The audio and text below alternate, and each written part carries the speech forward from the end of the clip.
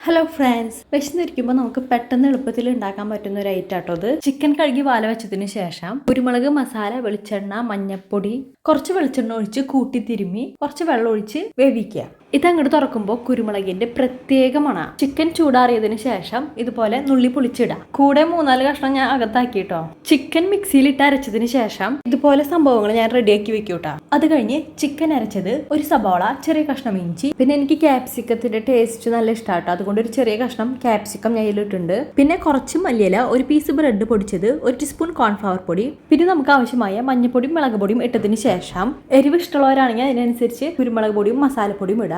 ഒരു നുള്ളു ഉപ്പിടാം. പിന്നെ നമ്മൾ വെളിച്ചെണ്ണ ഒഴിച്ച് കൂട്ടി കുഴച്ചതിന് ശേഷം ചെറിയ ചെറിയ ബോൾസ് ആക്കി വെക്കുക. എല്ലാം കറക്റ്റ് ആയതോട്ടാ, കൈമയൊന്നും മുട്ടിപ്പിടിക്കാതെ നമുക്ക് ചെറിയ ചെറിയ ബോൾസ് ആക്കി വെക്കാൻ പറ്റിയേ 13 ബോൾസ് കിട്ടിയിട്ടോ. പിന്നെ നമ്മൾ ഒരു മുട്ട പൊട്ടിച്ചൊഴിച്ചതിന് ശേഷം കുറച്ച് പാല്, ഒരു നുള്ളു പഞ്ചസാര, ഒരു നുള്ളു ഉപ്പിടാം. മിക്സ് ചെയ്തതിന് ശേഷം ഒരു ബോൾ എടുത്ത് അതിലോട്ടൊന്ന് മുക്കി ബ്രെഡ് പൊടിയിലിട്ടൊന്ന് ഉരുട്ടാം. അങ്ങനെ ബ്രെഡ് പൊടി വിതറിയതിന് ശേഷം ചൂടായ വെളിച്ചെണ്ണയിലോട്ട് ബോൾസ് ഇട്ട് തിരിച്ചും മറച്ചും ഒരു 10-15 മിനിറ്റിന് ശേഷം കോരിയെടുക്കാം. കണ്ടോ, സംഭവം റെഡി.